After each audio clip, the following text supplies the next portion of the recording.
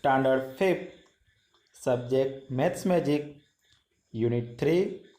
How many squares? Write the area in square centimeter of the shapes below. यहाँ पे मैंने square sheet ली है जिसमें डिफरेंट टाइप के शेप रखे हुए हैं, जैसे ट्रायंगल, स्क्वायर etc. सो यहाँ पे हर एक शेप का एरिया हमें फाइंड करना है. सो यहाँ पे मैंने साइड में शेप ए, शेप बी और शेप सी के जो एरिया है वो मैंने फाइंड किया हुआ है, और शेप डी, शेप ई और शेप एफ आपको यहाँ पे होमवर्क में करना है.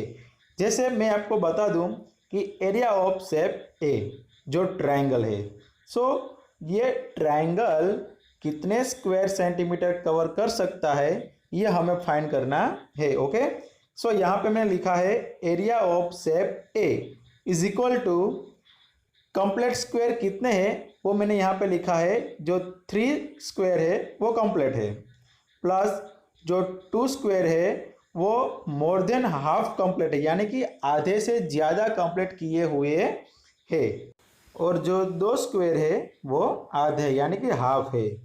अब 3 complete square, 2 more than half square और 2 हाफ स्क्वायर, यानी कि जो हाफ स्क्वायर है उसको 1/2 से डिवाइड करेंगे. सो आंसर आएगा 1. सो 3 + 2 + 1 इज इक्वल टू 6, यानी कि जो शेप ए है वह 6 स्क्वायर सेंटीमीटर कवर कर सकता है. ऐसे ही shape B, so area of shape B is equal to 4 complete square plus 8 half square plus 4 quarter square. So is equal to 4 + 8 bracket में 1/2 प्लस 4 क्वार्टर स्क्वायर है इसलिए 1/4. अब जो हाफ स्क्वायर है उसको 1/2 से डिवाइड करेंगे, सो उसका आंसर आएगा 4, और जो क्वार्टर स्क्वायर है उसको 1/4 से डिवाइड करेंगे, सो उसका आंसर आएगा 1. सो 4 + 4 + 1 इज इक्वल टू 9. सो जो शेप बी है वो 9 स्क्वायर सेंटीमीटर कवर कर सकता है. वैसे ही एरिया ऑफ शेप सी का यहाँ पर फाइंड किया हुआ है, जो 2 कंप्लीट स्क्वायर है और 4 हाफ स्क्वायर है. सो 2 + 4 ब्रैकेट्स में 1/2 is equal to 2 + 2 is equal to 4 square centimetre, यानी कि शेप सी है वह 4 स्क्वायर सेंटीमीटर कवर कर सकता है. अब शेप डी, शेप ई और शेप एफ कितने स्क्वायर सेंटीमीटर कवर कर सकता है वो आपको यहाँ पे लिखना है. यहाँ पे मैंने 2 स्क्वायर शीट ली है जिसमें हम जो फर्स्ट स्क्वायर शीट है उसके बारे में देखेंगे. आप देख सकते हैं कि जिसमें कुछ भाग रेड कलर का है और कुछ भाग ग्रीन कलर का है, और बीच में मैंने एक ट्रायंगल भी ड्रॉ किया हुआ है. सो जो ये ट्रायंगल है वह कितने स्क्वायर सेंटीमीटर एरिया कवर कर सकता है उसको हमें फाइंड करना है. सो सबसे पहले हमें पूरे का पूरा जो स्क्वायर एरिया है उसको हमें फाइंड करना है, यानी कि जो पूरे का पूरा रेक्टेंगल है उसको फाइंड करना है. अब हम सबसे पहले जो रेड कलर का पार्ट है उसको फाइंड करेंगे. So area of red rectangle is equal to 4 × 3 यानी कि 12.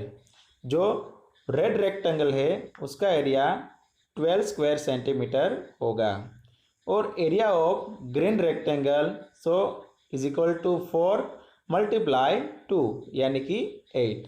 सो जो ग्रीन एरिया है वो 8 स्क्वायर सेंटीमीटर कवर कर सकता है. अब दोनों के दोनों कलर में जो ट्रायंगल है उसका हम एरिया फाइंड करेंगे. जो रेड कलर में ट्रायंगल बनता है वह 12 स्क्वायर सेंटीमीटर से आधा है, इसलिए area of first triangle is equal to 12 divide 1/2 is equal to 6 square centimetre, यानी कि रेड कलर में जो ट्रायंगल है वह 6 स्क्वायर सेंटीमीटर कवर कर सकता है। अब एरिया ऑफ सेकंड ट्रायंगल जो ग्रीन कलर में है, अब जो ग्रीन कलर है वो 8 स्क्वायर सेंटीमीटर कवर कर सकता है। So area of second triangle is equal to 8 divide 1/2 is equal to 4 square centimetre. अब दोनों के दोनों जो ट्रायंगल है उसका हमें एरिया पता चल गया है।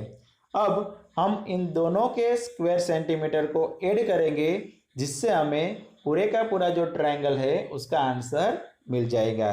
So area of red triangle is equal to area of first triangle plus area of second triangle is equal to 6 square centimetre plus 4 square centimetre is equal to 10 square centimetre. यानी कि जो rectangle के बीच में जो triangle है उसका area 10 square centimetre होगा। अब दूसरी जो स्क्वायर शीट है उसमें भी एक शेप ड्रॉ किया हुआ है जो दो कलर का है, एक ग्रीन कलर का और एक येलो कलर का। सो ये पूरे का जो शेप है वो कितने एरिया कवर कर सकता है वो आपको लिखना है। Find out the area of wall shape. Okay, यहाँ पे मैंने एक एक्टिविटी रखी हुई है जिसमें एक रेक्टेंगल ड्रॉ किया हुआ है जिसमें 20 बॉक्स है। अब इस रेक्टेंगल के बेस पे आपको 3 क्वेश्चन के आंसर देने हैं। So first is draw one straight line in this rectangle to divide it into 2 equal triangle. What is the area of each of the triangle? यहाँ पे जो रेक्टेंगल दिया गया है उसमें आपको एक स्ट्रेट लाइन ऐसे ड्रॉ करनी है जो दोनों ट्रायंगल को इक्वल बना सके और दोनों के दोनों ट्रायंगल का आपको एरिया फाइंड करना है। Okay, second question, draw one straight line in this rectangle to divide it into equal rectangle.